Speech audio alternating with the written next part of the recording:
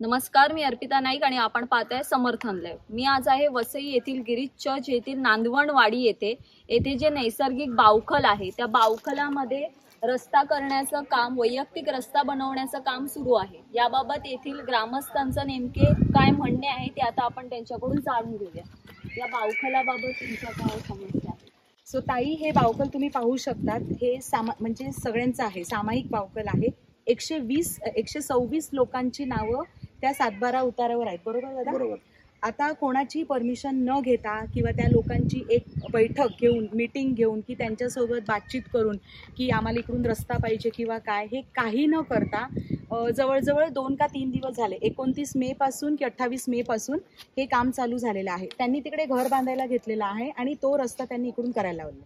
Already या बावखळाचा पाऊस म्हणजे पावसामध्ये जेव्हा 2 तास जरी पाऊस पडला तर आमची संपूर्ण एरिया भरून जाते। कमरे एवढं पाणी इकडे जमतं।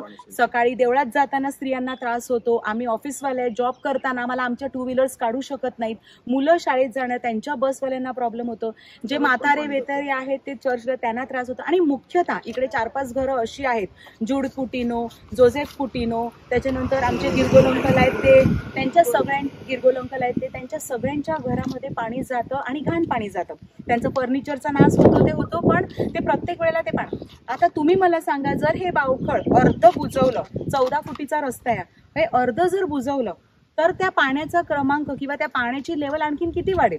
म्हणजे सिंपल गावठी भाषेत सांगायचं झालं तर गजातलं पाणी जर आपण छोट्या पातेल्यात काढला तर काय होणार हे सांगायला नकोय।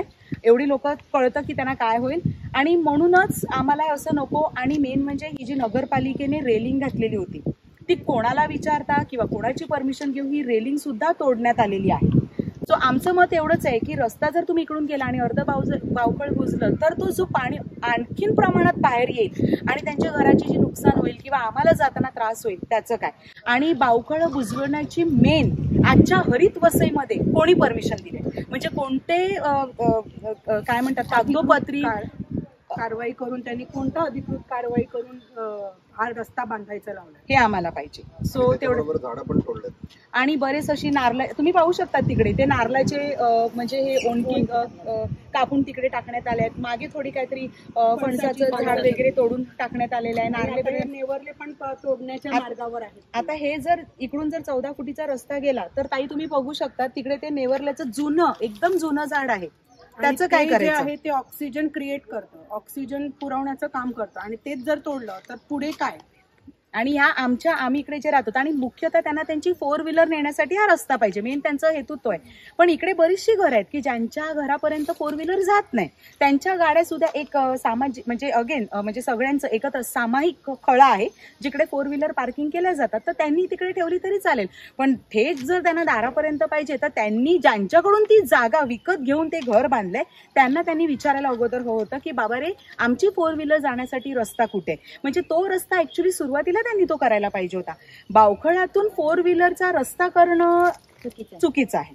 सो हे आमच्या सगळ्या ग्रामस्थांचं मत आहे। मी निविदा रेनॉल्ड 16 नारळाची झाडं, 3 आंब्याची झाडं, 1 खोरेटा, 1 लवीचं झाड आणि लहान झाडं अशी कापून त्याचं कत्तल केली आहे। त्या झाडाला कुणी विचारलं नाही का त्याने कोणाची परवानगी घेतली नाही, महानगरपालिकेची किंवा कुणाची घेतली नाही।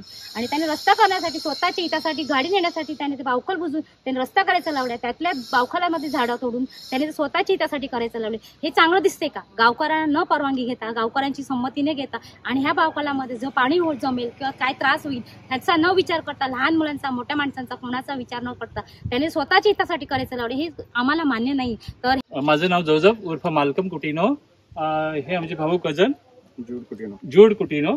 आम्ही सुद्धा ह्या बावखलामध्ये हिस्सेदार आहोत आणि ह्या आमचं वडिलोपार्जित, इथे आमचा पहिला रहाट असायचा, इथे चिंचेचं झाड आणि ह्याच्यामध्ये आम्ही खेळायचे, पोहायचे।